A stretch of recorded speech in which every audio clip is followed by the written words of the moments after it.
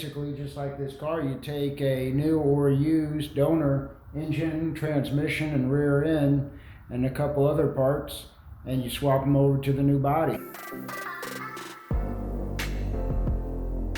Alright, hey guys, it's Maverick Tips for Truckers, and today this video is about glider kits. Similar to this Daytona here, this is a Shelby Daytona kit. You basically order the body and the frame and wiring harness and everything, and you swap over a donor engine, transmission, and rear end of your choosing. A little bit more intricate with the kit car, but it's the same principle with a glider kit truck. Now the whole idea behind a glider kit is because, well, if a truck is in a rollover, it's totaled, there's still a lot of value in that engine, transmission, and rear end, and little things like that. So what they did is they produced frames, bodies, and suspension and everything, except for the rear axles. Sleeper, wiring harness, all that is brand new. And you just rebuild your engine, rebuild your transmission if you want to, rebuild your rear ends, or if you have enough few miles, you just swap them all over to the new chassis.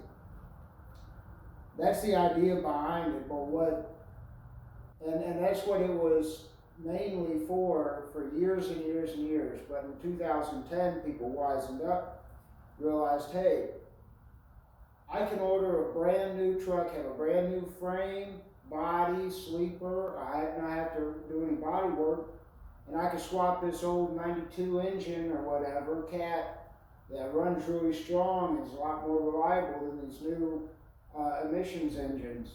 I can swap them in and it's exempt. Well, unfortunately, can't do that anymore. As of a couple years ago, I believe 2020, glider kits with older engines were phased out. And that's also a shame because you were able to get away with not having E-lugs in your truck if you had a pre-2002 engine or 98, somewhere around there. Don't quote me on that. But that was another big thing. And so after 2010, when everybody's having problems with the emissions on these new trucks, the DPF and DEF and all that, the glider kits just took off. You know, they're selling over 10,000 a year. But unfortunately now, they're pretty much phased out. I believe Peterbilt and Freightliner completely stopped making them, and there's a couple aftermarket glider kit companies that make the glider kit frame, body, sleeper, and all that, whatever you need, that have been phased out also. I believe there's a couple other companies that make them, but you have to be up to date on emissions. So they used to just go by the emissions on the engine, because they figure, well, that's a 92 truck because you're in a rollover or whatever with your 92 truck. You got a 92 engine, they count it as a 92, or whatever year it was, the engine was. And so these got extremely popular. Now I believe you can still, the older ones are grandfathered in. So if you had one that was built, before 2020, 2018, those are going to skyrocket in value, where guys can still have a relatively new body, and they can have that big old cat engine, C16, C15, 3406 that they like, and still have a relatively reliable truck. But unfortunately, those are being phased out now, and that's just the reality of what it is nowadays. It really stinks because, well, what if somebody had a 92 or 2000 truck that ended up getting totaled or whatever, and they just rebuilt the engine? Now they're going to have to do piece together a body bit by bit, completely have new frame rails and everything made, and what are you supposed to do with that?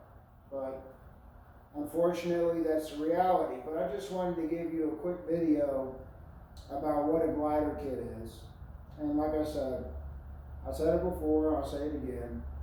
It's the frame, suspension, wiring harness, cab, interior, sleeper. I believe you can order it piece by piece also. You don't have to get the sleeper if you don't want. And, if you want to keep the stock wiring harness, I believe you can keep that. But yeah, it was just a really good way of making a really nice custom truck the way you want it without having to spend $50,000 in body work. Why don't you just spend $50,000 and get a brand new body and frame and everything? But as far as I know, you can still restore old trucks.